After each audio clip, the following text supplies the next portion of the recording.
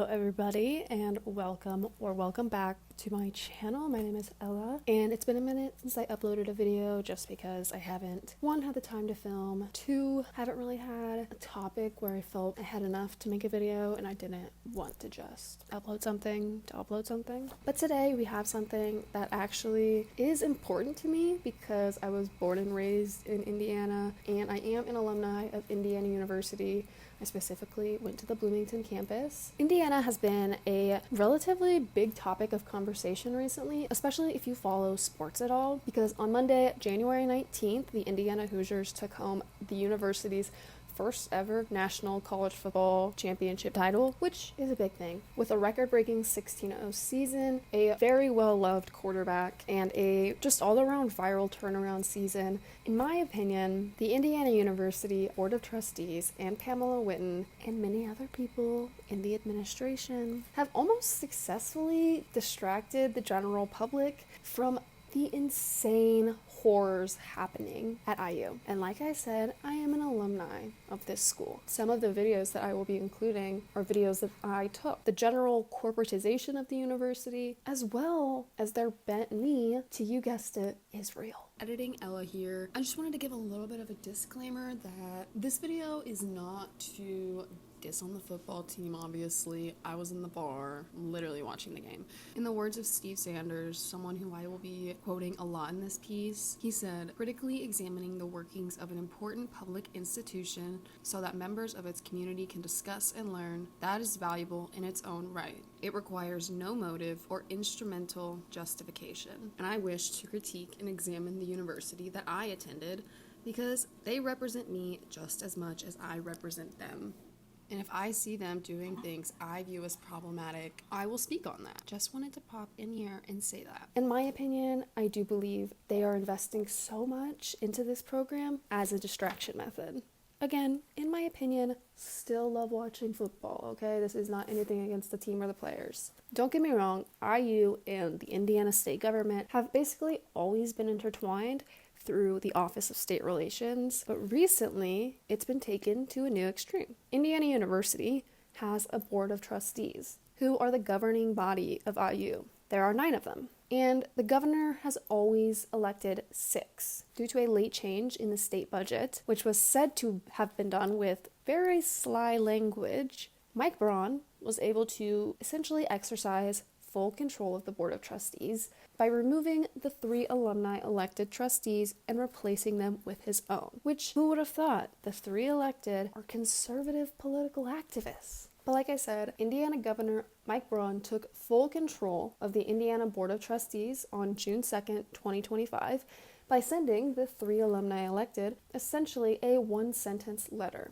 Editing Ella here, I just wanted to clarify my issue with the removal of the alumni elected trustees because I don't think I ever actually just flat out say it. In my opinion, anytime a governing body, whether it's simply a university or something as serious as a federal government, anytime they remove elected officials that are elected by the general public, such as an alumni elected trustee, it's giving a fight for control and power, really, to me, in my opinion, allegedly. And it's obviously going to put a bad taste in people's mouths. It's going to upset people. It's going to make people look at you weird. Why did you feel the need to do that? If you know anything about Mike Braun, just wanted to say that.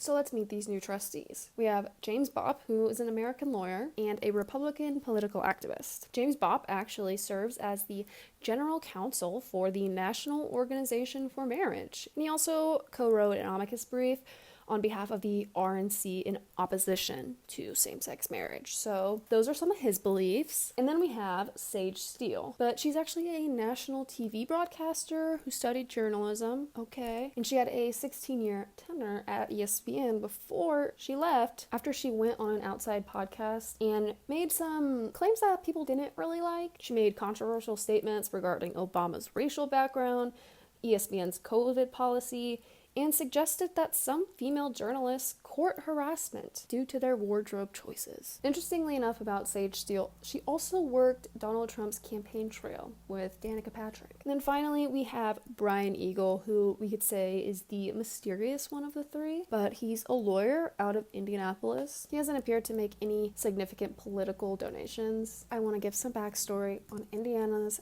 19th president, as well as the first woman to ever hold the position, Pamela Whitten, which for the very first year of my university career, which was also Pamela Whitten's first year at IU, I really thought her last name was Wittenberger. Like, I thought that for a while, for a hot minute. Unfortunately, though, her selection and appointment process was rocky, to say the least, and really broke a lot of trust between the university and some of the faculty, staff, students. Editing Ella back on here again, just wanting to talk more about my source for the information regarding Whitten's selection process, and a lot of it came from a Medium article by Steve Sanders, who I believe I've already mentioned in this video a couple times, probably. I just wanted to read the bio, basically directly from his IU profile, basically. He is an IU alumnus and law professor, and he's also a two-time recipient of the IU Trustees Teaching Award. So he's clearly good at what he does, and he's been recognized for it by the trustees themselves.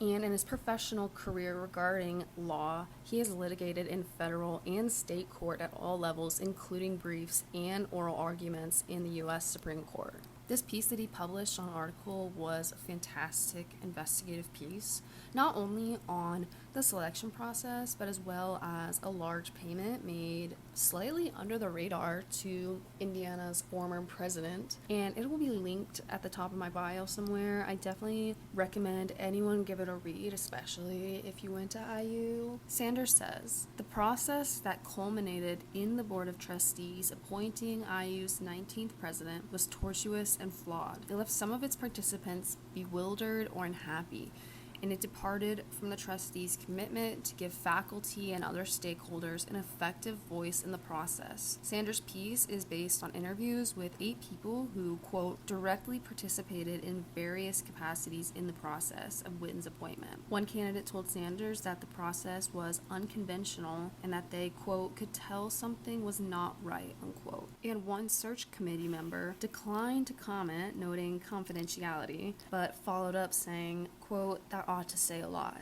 If it had been a process I felt good about, I would probably comment, unquote. Whenever President Michael McRobbie announced that he would be retiring, a 17-member committee was created in order to go through resumes, hold interviews, and basically whittle down a list of candidates for the Board of Trustees, which they did. After multiple months of searching and working, they presented a list of 4 candidates to the Board of Trustees. 3 would be an external hire and 1 was an internal hire. Let me point out that Pamela Whitten was not on this list. The committee presented the list to the Board of Trustees and were swiftly rejected, and really weren't given a reason as to why. They just said to keep looking. The Board of Trustees actually ended up creating their own search and presented the committee with a list of candidates. In February, they were given these candidates where they were then able to interview them via Zoom, and then were asked to rate the candidates from outstanding, qualified, and not qualified. And maybe I'm underqualified. I just don't feel like that covers everything. Outstanding or qualified, that's it. Sanders reported that the committee's view on Whitten was mixed, but some did agree that she was the best out of this second round of candidates. Interestingly enough, Sanders also reported that 2 people involved explained that Melanie Walker indicated her own support for Whitten. It's not as if Pamela Whitten is some random person they picked up off the street. She does have some qualifications to be a president. She just shouldn't. She shouldn't. How do you know what's good for me? That's my opinion! An IU news release read, Whitten was appointed by the Board of Trustees following an extensive search.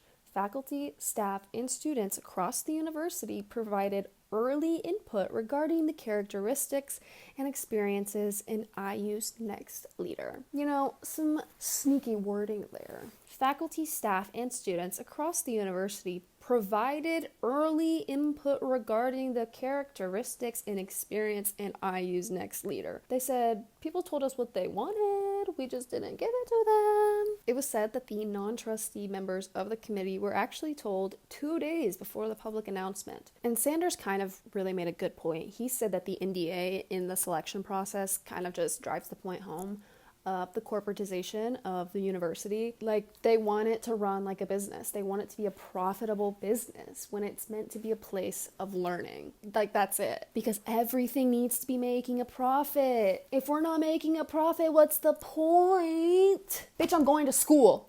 I'm learning. Sorry if I'm being, like, mean. Actually, not sorry. A public university deserves to be scrutinized.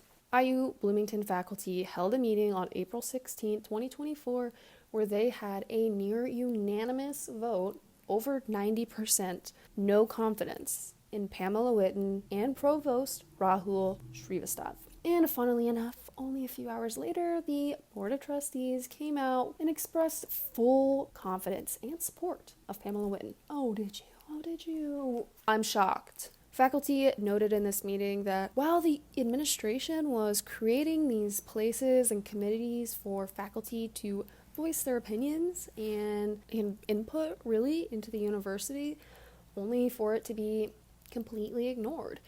For example, Pamela Whitten's entire selection and appointment. Whitten wrote in an open letter following this vote that the IU community is made stronger through an array of viewpoints and voices, and encouraged faculty to share their opinions. I'd say like 2 weeks following this vote, Pamela Whitten, the Board of Trustees, and other administrators at IU allowed Indiana State Police onto Bloomington's campus, where they came in full riot gear and used excessive force against peaceful protesters. This is Pamela Whitten's Indiana University. Snipers on roofs, state police beating students with batons, attempting to criminally charge and ban your students and staff from campuses, and effectively changing the course of freedom of speech at IU Bloomington. And from my firsthand experience from these encampments, they were the most peaceful and beautiful place of community I probably ever experienced in my time at IU. But it was so welcoming and beautiful and amazing, and it had me talking to people that I never talked to. It had me reconnecting with people that I had classes with in the past. People were dancing, singing, sharing meals, teaching each other skills, history. It was beautiful. Now you may be wondering, what do you mean by that, and why would they bring state police onto campus like this? The night before the scheduled beginning of the encampment, Provost Rahul Shrivastav sent out an email with the subject line "urgent" to various administrators. And by 10:27, Shrivastav was placing 4 administrators into a Zoom call as an impromptu ad hoc committee. And within an hour, freedom of speech on Indiana's campus had essentially been stripped. The decades-long Dunn-Meadow policy had been overturned, now requiring groups to get approval for structures, as shown in the signs posted around campus following this change. And as I said, this was done in anticipation for the encampments to protest the genocide and IU's involvement in the genocide in Palestine. Steve Sanders said, "When you have an otherwise neutral, generally applicable time, place, and manner policy for protesters, and you change it in anticipation for a specific group with a specific viewpoint, the policy is no longer neutral." Let's go over the specifics of that viewpoint from the IU Divestment Coalition. Number 1 is IU must not invest in companies and countries that violate human rights. Indiana University Foundation runs a large investment fund or endowment worth over $3.5 billion in 2024. We call on the IUF to add a clause to the investment policy banning the fund from profiting off of violators of human rights and international law, which, if we can recall, the ICJ did find Israel guilty of this. So, there you go. 2 is IU must end its partnerships with NSWC Crane that militarize our education. Indiana University solicits and builds partnerships with the military-industrial complex, including NSWC Crane, a location that warehoused 2,000-pound bombs used to massacre civilians in Gaza. We call on IU to wind grind those partnerships down and offer students educational opportunities that don't injure and maim others. And 3, IU must become a democratic university. For too long, IU has been dominated by wealthy administrators and an out-of-touch board of trustees. These people have trampled academic freedom, brutalized their students with police, and harassed their own community for speaking out against genocide. IU must be a campus that is governed by the people whose learning and labor make it run. Let's talk more about the IU Crane partnership. Pulling directly from the IU Impact page, they said, quote, expansion of the partnership leverages IU's educational and research assets to support the nation's strategic defense initiatives and advance and accelerate innovative solutions to national security challenges. The partnership that was originally enacted in 2011, quote, that has paired IU and Crane researchers on projects in areas of vital importance to the defense community, such as AI, edge computing, secure microelectronics, and sensor fusion data. IU Impact continues on. The agreement also established a formal presence for NSWC Crane at the Multidisciplinary Engineering and Sciences Hall on IU Bloomington campus. Talking about Crane a little bit more specifically, their website reads, NSWC Crane supports electronic, engineering, and ordnance needs of the U.S. Navy and other military customers. And one of the connections that I could find online between Crane and anything Israeli was between the Israeli defense company Smart Shooter. Pulled from JNS.org, they said, quote, the Israeli defense company Smart Shooter signed a cooperative research and development agreement with U.S. NSWC Crane Division. Under this agreement, the U.S. Navy will evaluate the use of SMASH, a Smart Shooter program, on ships and vessels for counter-UAS, which is unarmed aerial system purposes,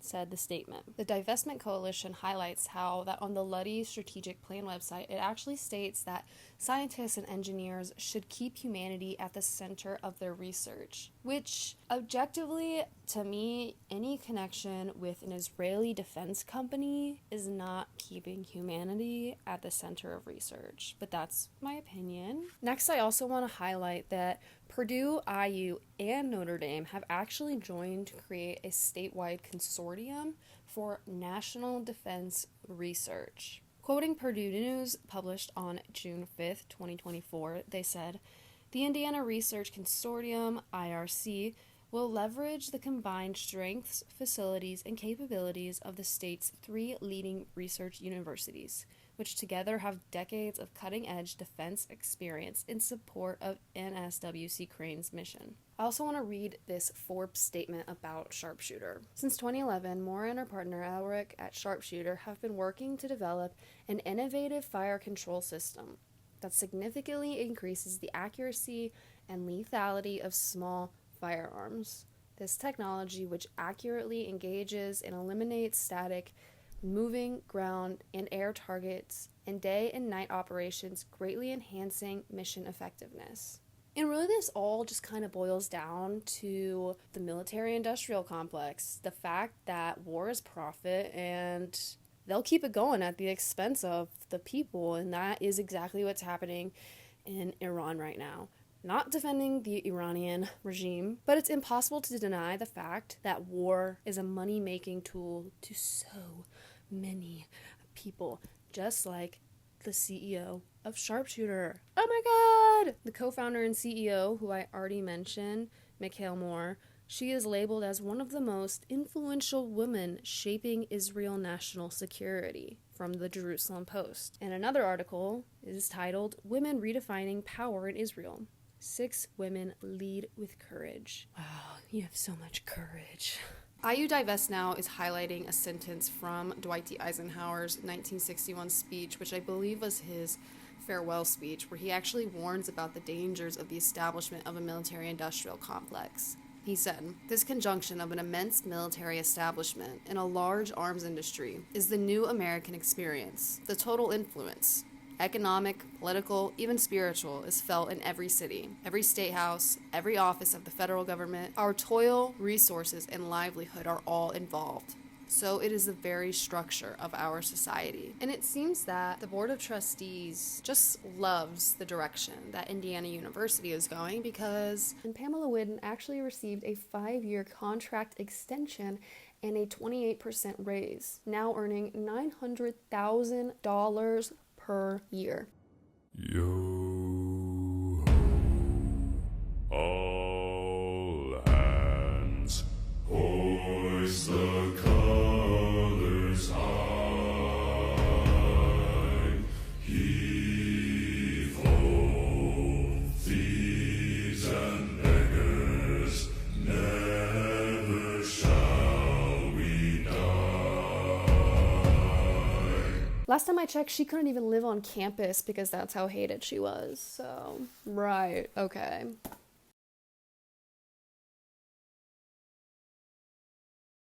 In the middle of October 2025, Indiana University cut the paper print of the IDS, which some of you may not think that's that weird. You guys still print paper publications? Yes.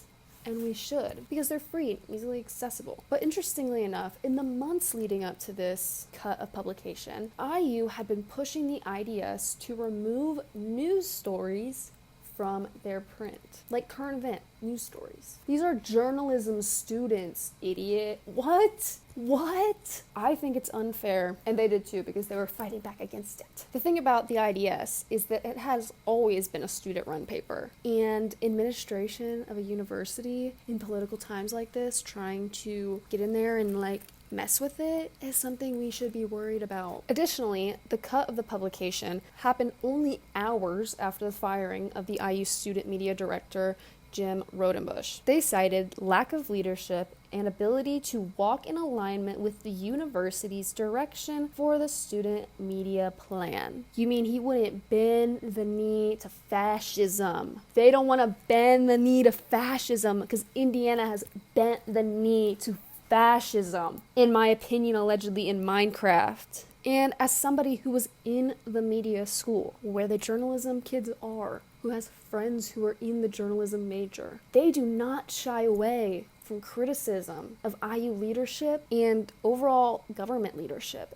They will speak. They don't like being told not to speak. And IU says it's a money move. Oh, they're not making any money because the paper's free. But then they lose all of the money from the advertisements that are in the paper and actually end up losing more money. It's not a money move, it's a control move, actually. The IDS said, "Does the university care if our reputation among advertisers plummets? It seems the budget may not be the only consideration behind IU's decision. What happens when the university decides it's had enough of our digital presence? That our independent reporting doesn't benefit the campus? Perhaps if our deficit continues online, after all the aforementioned issues, cutting back operations entirely could be framed as a budgetary decision. The media school is more focused on censorship than real solutions for student media. Is this really the best use of the university's resources, or of ours? Editorial decisions, including the contents of our print product, firmly lie in the hands of the students. This is not about print. This is about a breach of editorial independence. If IU decides certain types of content are bad for business, what stops them from prohibiting stories that hold them to account on our other platforms? We don't want to say our voices are completely cut out. We've had extremely productive discussions with Michael Arnold, Executive Director of Integrated Public Media, already in his new role. He's worked to understand our perspective. We hope this continues in the future. But the campus is focusing its attention in the wrong directions: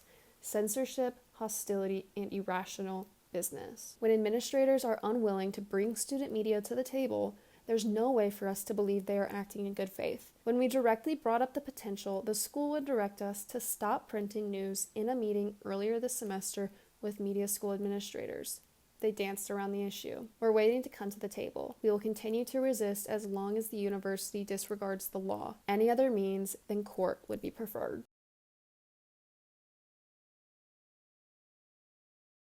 This video was a very long time coming, you could say. It's taken me a long time to put it all together. As you can tell, I've cut in 100 million times. But in my, I don't even know, haze, frenzy, what the right word is, I completely forgot to cover probably one of the most important protest events on campus to me, because simply it was the first one I experienced, and I was coming from a very small Catholic school, so it was new to me. My freshman year of college, sort of towards the end of second semester, the working graduate students had a huge strike, essentially to fight for better conditions for them. And like I said, I failed to even slightly cover it, but I'm covering it now with some voiceovers, essentially. I went on to the IGWC website to look at their current demands, which is the Indiana Graduate Workers Coalition. And I just wanted to read those off for you, essentially word for word, as well as kind of expanding on them a little bit more and include some of the anecdotal stories I heard from the graduate students that were teaching my classes at the time. A lot of them were forced to take jobs up like Uber and DoorDash and all of those very random gig jobs to be able to afford to live in this town because IU was not paying them enough despite the fact that they were teaching classes, they were workers. Okay, but let's get into these demands. First is a living wage. Like I said, a lot of graduate students at IU are also workers. They are graduate workers teaching classes. A lot of my foreign language teachers were just grad students. So not only were they teaching and grading our class, but they had their very own assignments that they had to focus on, which I guarantee you were a million times harder than ours. So they had to deal with that, and then they had to deal with, excuse my language, but also, like, I'm talking about myself here, little shithead college students that didn't want to listen to them. Like, oh my god, I would lose my mind. The MIT Living Wage Calculator shows that the living wage for Bloomington, Indiana, as $43,605.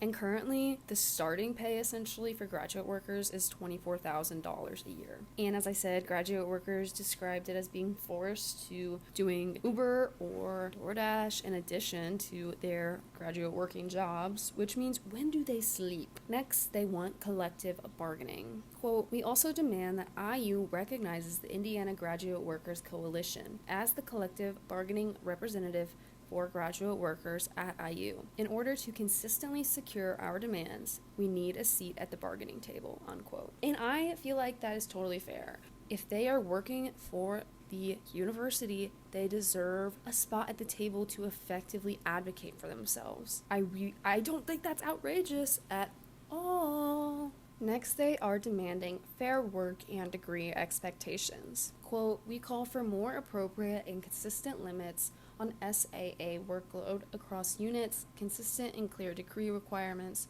across graduate programs, expanded SAA input on department curricula, and commitment to making graduate work accessible for all. Next is fairness for international students. We call on IU to ensure that international graduate workers are treated with dignity, that work and academic opportunities are distributed equitably, that international students have access to the resources they need to deal with issues related to visa status. Now, we already talked about the encampments, but far before the encampments, there was always pro-Palestinian protests happening. As long as this genocide has been going on, there's been protests on campus. But following the encampments, suspiciously, Provost Shrivastav confirmed that some students' visas had actually been revoked. He said, quote, I can confirm that is happening here. It is ongoing. It is no different than what is happening in other institutions. He continues on, quote, no institution actually controls visa issues. Those are federal regulations and federal jurisdiction. With what is within our ability, we are trying to help as best we can, unquote. And I believe this was a result of Trump's 2025 executive order attempting to say what he's doing is combat anti-Semitism on campus, and not just on IU campus, but campuses around the country, obviously. The IDS explained how the administration stated it would revoke visas and deport students who participated in, quote, pro-jihadist protests. Though the IDS reported that not all students who had their visas revoked even participated in these protests, which I'll say my personal experience in the encampments they were always peaceful. Obviously, I was not there all day, every single day. But people were, like I've shown the videos, people were dancing, singing, sharing meals. There was a Shabbat dinner one night. Like, what I do remember, though, is we would be sitting there, sharing a meal, dancing, doing whatever.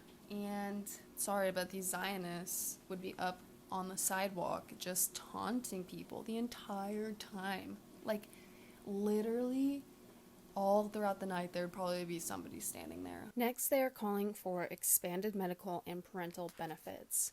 Quote, we call for more thorough and publicized paid medical leave policy, guaranteed parental leave, affordable dependent medical coverage, subsidized medical care, expanded coverage for surgical and mental care, and protections for reproductive rights. I mean, they could literally just take even a fraction of Whitten's salary to help pay for other things. Not even this, anything. But they just keep giving her more money. She need more money. I'm sorry. And finally, they are calling for the protection of higher education.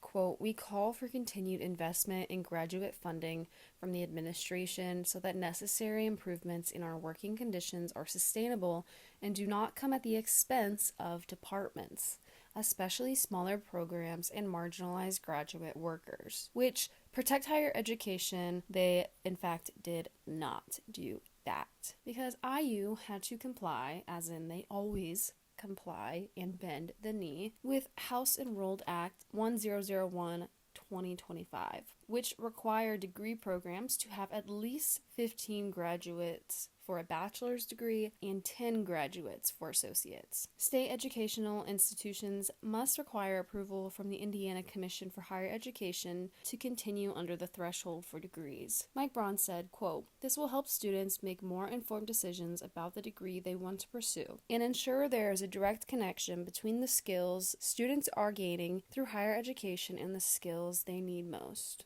A total of 249 programs have been impacted on all IU campuses, 116 of those being on IU Bloomington. Bloomington eliminated 22 degree programs, which most were language or art-related degrees. Indiana's Commission for Higher Education claimed these changes were made to better align with student and industry demands. How can we produce more money, more workers that don't fight back? It's all about the money, money, money. Overall, in my opinion, administration has really failed the student body and the faculty because they are not working in the best interest of them. They're working in the best interest of profits, business, power. When a university, their main goal is learning, teaching, not cutting hundreds of degree programs. Like, part of me wants to be so proud that I went to IU. Like, our football team did so good. Like, oh my God, I love sports. But there's that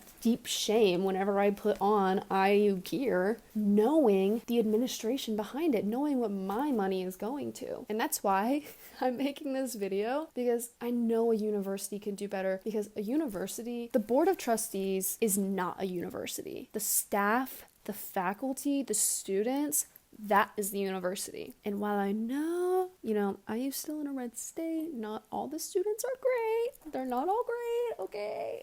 I know so many of the faculty and staff want better. They want better for the students. I want better for the students. I still have friends there. I have a feeling that I'm going to be cutting in with some inserts here and there because there's more to this. And I don't know if my recording was a little over the place today, but like I said, I don't always have a lot of free time at my home alone to record. But yeah, I hope you guys enjoyed this video as much as you could. I hope you learned some new things about IU, so we're not letting these people just do whatever they want while we are being distracted with sports. We can't let ourselves be distracted, okay? But also have fun. I hope to have another awesome video out for you guys, within a month. If you guys like this, please like and subscribe so I can see you guys in the next video. If you have any random requests, I don't know. Bye.